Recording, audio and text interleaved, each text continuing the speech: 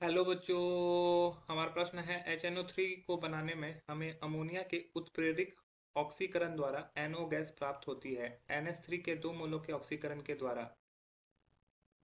कितना प्राप्त होगा NO गैस, ये हमें बताना है। चलिए समझते हैं इस प्रश्न को। अगर बात की जाए इस प्रश्न की मुख्य अवधारणा की, तो मुख्य अवधारणा में हमें यही समझना होगा कि कैसे ये रिएक्शन करता है और कैसे यह अभिक्रिया होता है।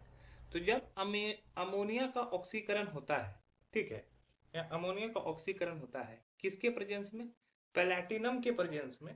और वहाँ का टेम्परेचर जो होता है, वहाँ पे 500 केल्विन का टेम्परेचर होता है और लगभग 9 से 10 बार का प्रेशर होता है।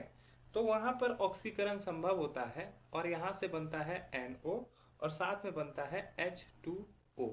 ठीक है, अब इस चीज को हम बैलेंस करने की कोशिश करेंगे। ठीक है, तो बैलेंस, हाइड्रोजन को पहले बैलेंस करते हैं। हाइड्रोजन क्या है? बैलेंस नहीं है। हाइड्रोजन को बैलेंस करने के लिए हम लोग देखते हैं, तो अगर यहां से देख लें,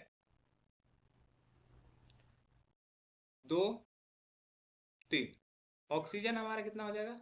3 ऑक्सीजन हो जाएगा और 1 ऑक्सीजन यहाँ पर है, 4 ऑक्सीजन। अब नाइट्रोजन को बैलेंस करते हैं। नाइट्रोजन को बैलेंस करने के लिए 2NO। ठीक है, अब ऑक्सीजन कितना हो गया? 3 ऑक्सीजन इधर हो गया, 2 ऑक्सीजन यहाँ पे, 5 ऑक्सीजन हो जा रहा है।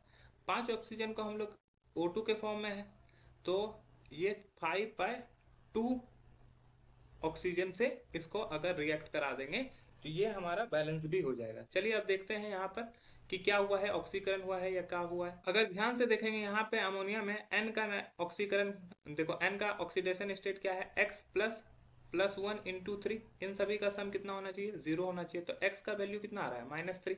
तो मतलब कि यहाँ पर नाइट्रोजन का ऑक्सीकरण अवस्था -3 है, जबकि NO में जाओगे तो ये X + O का -2 होता है, इसका 0। तो x का +2 हो रहा है। तो यहाँ पे ऑक्सीकरण अवस्था कितना है? +2। मतलब कि -3 से +2 में क्या ऑक्सीकरण संख्या बढ़ा? ऑक्सीकरण संख्या बढ़ने का मतलब है, हो रहा है कि ऑक्सीकरण हुआ है, ऑक्सीकरण हुआ है।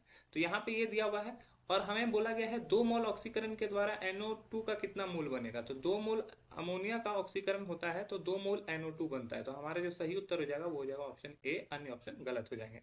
आशा है यह प्रश्न आपको समझ में आया होगा। धन्यवाद।